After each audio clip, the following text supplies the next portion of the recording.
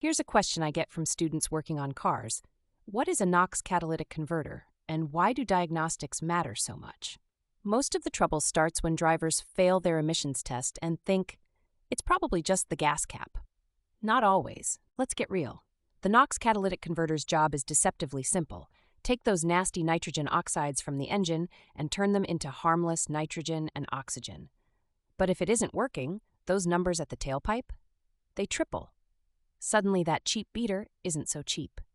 Every tech will agree, the pain starts with codes like P0420 or P0430.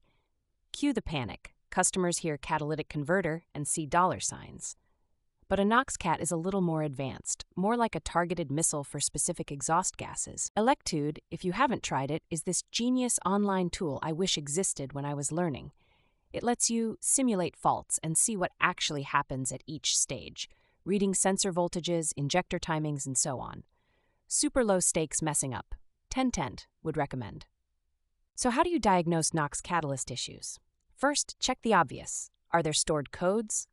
Is the engine misfiring or running rich? If yes, fixing upstream problems comes before blaming the catalyst. Otherwise, you're just torching money. A core pain point for new techs is the Nox sensor itself. Those fail just as much as the converter. Sometimes it's a $250 sensor causing chaos instead of a $2,000 CAT. A quick visual inspection for contamination or cracked housing can save you big. Now, using Electude, you start with basic OBD scans, check freeze frame data, and see which RPM/load the code was triggered at. Seeing a spike in Nox readings during high load? That's a big red arrow. Look at catalyst efficiency, then at sensor data. Step by step, most shops will check pre-CAT and post-CAT Nox sensor outputs. If readings are almost identical, the CAT is sleeping on the job. What you're hoping to see is a dramatic drop downstream, like numbers going from 800 ppm to under 100 ppm. A pro tip for real-world testing? Use a scan tool to command a rich, lean condition. Watch the response of both sensors. Fast and significant swings mean sensors are paying attention. Lazy or flat lines? That's a sensor or a converter napping through its shift.